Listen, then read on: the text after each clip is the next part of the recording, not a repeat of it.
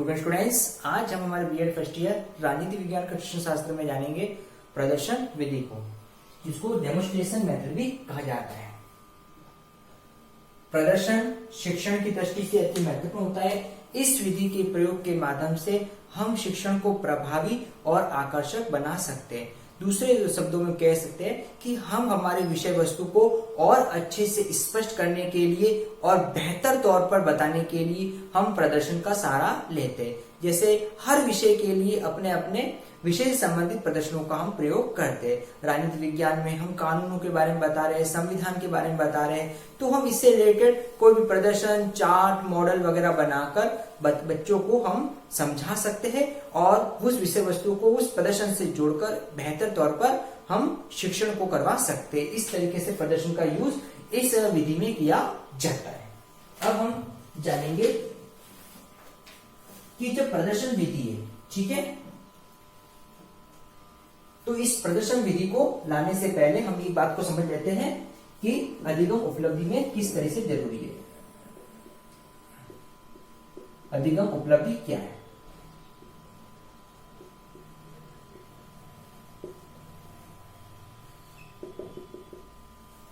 अधिगम उपलब्धि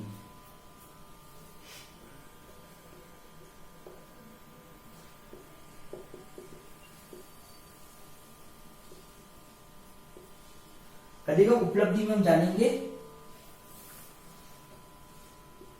इसमें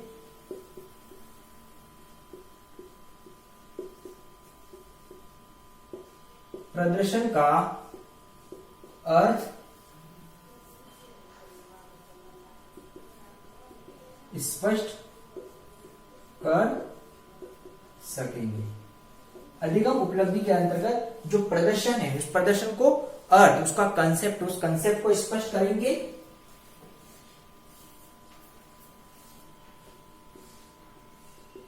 इसमें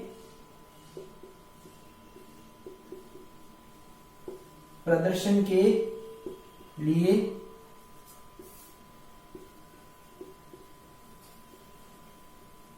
नियोजन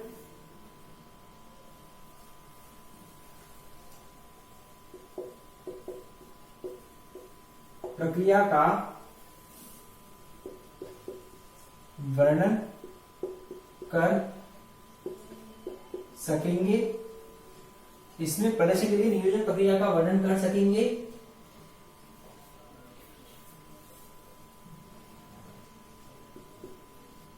प्रदर्शन विधि के प्रयोग की परिचर्चा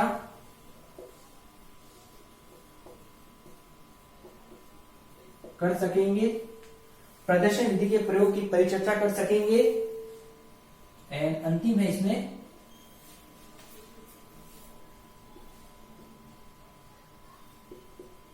प्रदर्शन का मूल्यांकन कर सकेंगे। ये अधिगम उपलब्धि को हासिल करने के संदर्भ में बताया गया है कि इसके अंतर्गत प्रदर्शन का अर्थ स्पष्ट करना, प्रदर्शन होता क्या है, प्रदर्शन के लिए नियोजन प्रक्रिया वर्णन करना, इसके लिए नियोजन तैयार करना, उसकी प्रक्रिया का वर्णन करना, प्रदर्शन विधि के प्रयोग की परिचर्चा करना कि प्रदर्शन विधि के प्रयोग को किस तरीके से करना, और अंत में प्रदर्शन का मूल्यांकन करना। ये अधिगम उपलब्धि के संदर्भ में बताया गया है। अब हम इसको करने के बाद प्रदर्शन विधि का मीनिंग जान लेते हैं कि प्रदर्शन विधि का क्या अर्थ है।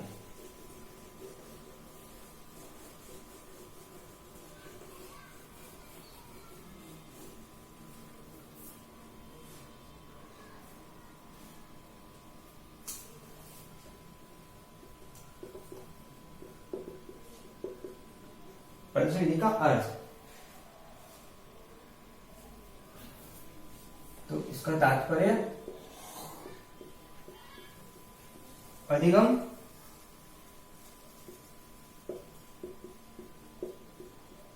क्रिया से है। प्रदर्शन का तात्पर्य किससे? अधिगम क्रिया से, यानी कि सीखने की क्रिया से होता है कि हम किस तरीके से लर्निंग करना चाहते हैं, अधिगम करना चाहते हैं, उस क्रिया से जिसमें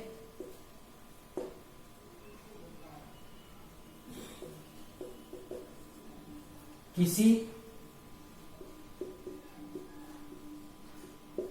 संरचना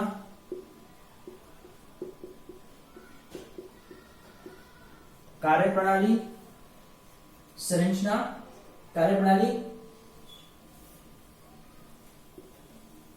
तथा तथ्य दृश्य को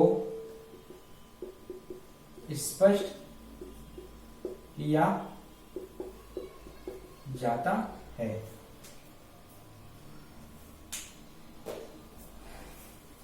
ठीक है, यह है प्रदर्शन का अर्थ। प्रदर्शन का अर्थ उससे तात्पर्य होते है क्रिया से होता है, अधिगम की क्रिया से होता है। इस अधिगम की क्रिया के अंतर्गत हम क्या करते हैं, जिसमें किसी संरचना कार्यप्रणाली तथा तथ्य दृश्य को स्पष्ट किया जाता है। कोई स्ट्रक्चर है, ठीक है, कोई संरचना है, कोई कार्यप्रणाली है, कोई तथ्य है, कोई दृश्य है, इसको स्पष्ट रूप से करने का काम हम इस प्रदर्शन के अंतर्गत करते हैं। साथ ही साथ हम ये कह सकते हैं कि प्रदर्शन के माध्यम से जटिल प्रक्रिया को भी आसान और सरल बनाया जा सकता है। यानी कि वे तथ्य जो पढ़ाने में काफी डिफिकल्ट है और मुश्किल है, कठिनाई आती है, उन कंसेप्ट, उन तथ्यों को आसानी से रूप से पढ़ाने के लिए, सरलतम रूप से पढ़ाने के लिए हम किसका सहारा ले सकते हैं, हम प्रदर्शन विधि का सहारा ले सकते हैं। तो ये हमने प्रदर्शन विधि को जाना। साथ ही साथ अधिगम के संदर्भ में अधिगम क्या होता है इसको हमने जाना कि अधिगम की उपलब्धि किस तरीके से होती है।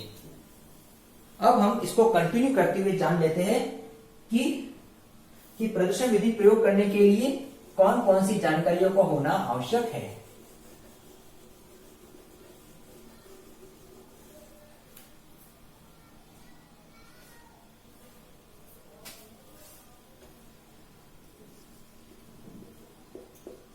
प्रदर्शन के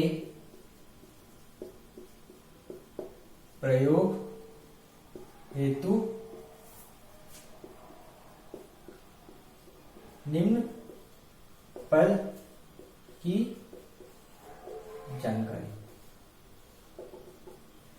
प्रदर्शन के प्रयोग हेतु हमको निम्न पदों की जानकारी होनी चाहिए कि जब प्रदर्शन का प्रयोग किया जाता है प्रदर्शन पद के लिए हमको क्या क्या स्टेप्स जानने होते हैं। सबसे पहले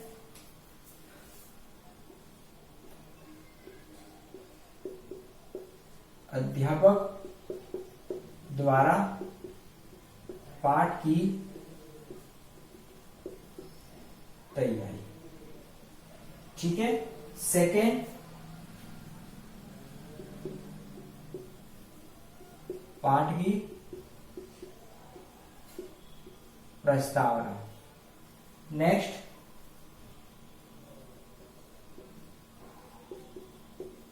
अध्यापक छात्र क्रिया। अध्यापक छात्र क्रिया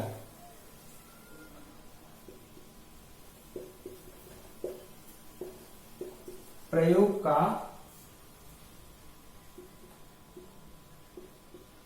विवरण।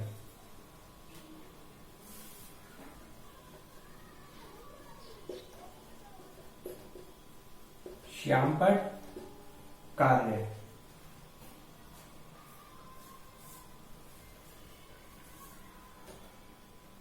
ठीक है, तो ये कुछ पद है जो इस प्रदर्शन के संदर्भ में अध्यापक को जानकारी होनी चाहिए। ठीक है, इसके अंतर्गत सबसे पहले अध्यापक को एक पाठ की तैयारी करनी होती है। वो जिस पाठ को पढ़ाना चाहते हैं उस पाठ की पहले से प्लानिंग करेंगे, तैयारी करेंगे, योजना बनाएंगे। जो हम लेसन प्लान करते हैं उस योजना में क्रमबद्ध रूप से क्या किस तरह से स्टेप फॉलो करना है, कैसे पढ़ाना है, ये सारी बातें उसमें हम अंकित करते हैं। पहली चीज ये करते हैं। दूसरा पाठ की प्रस्तावना। जब पाठ की प्रस्तावना बनाई जाती है तो प्रस्तावना हम पूर्व ज्ञान पर आधार पर बनाते हैं, जिसमें बच्चों को प्रीवियस नॉलेज से लेते हुए हम करंट नॉलेज पर लाते हैं। ठीक है, तो हम इसके अंतर्गत प्रस्तावना बना सकते हैं और हम लोग टीए वाली प्रस्तावना बनाते हैं। ठीक है, जिसके माध्यम से किसी न किसी प्रदर्शन के माध्यम से बच्चों से क्वेश्चन करके अंतिम संभावित उत्तर लाकर हम हमारे टॉपिक पर लाते हैं। अध्यापक छात्र क्रिया। टीचिंग में हमेशा स्टूडेंट्स और टीचर की एक्टिविटी होनी चाहिए। क्वेश्चंस के माध्यम से प्रदर्शन के माध्यम से, तो ये एक्टिविटी के माध्यम से शिक्षण होता है। प्रयोग का विवरण, जो भी प्रयोग किया जाता है उसका विवरण स्पष्ट होना चाहिए कि हम क्या प्रयोग करना चाहते हैं और किस तरीके से। तो जहां संबंधित विषय वस्तु की कंटेंट के अंतर्गत जिस पॉइंट पे प्रयोग होता है उस प्रयोग को वहां पर दर्शाना चाहिए। और श्यामपट कार्य को भी साथ के साथ, अगर रिलेटेड है उसको साथ के साथ अंकित करेंगे, और श्यामपट कार्य के साथ साथ श्यामपट सार और उसका सारांश भी हम लिखते हुए चलते हैं। तो ये हो जाता है प्रदर्शन की विधि, जिसके माध्यम से हम प्रदर्शन को करते हैं।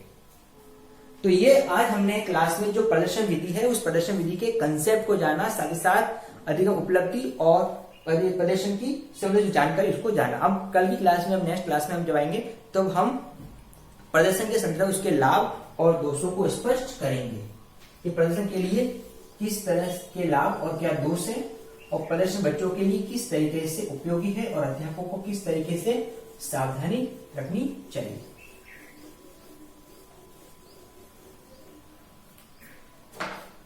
इससे रिगार्डिंग आपका असाइनमेंट है।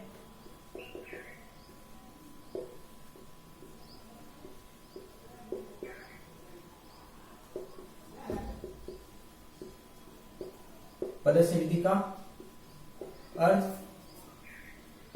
तथा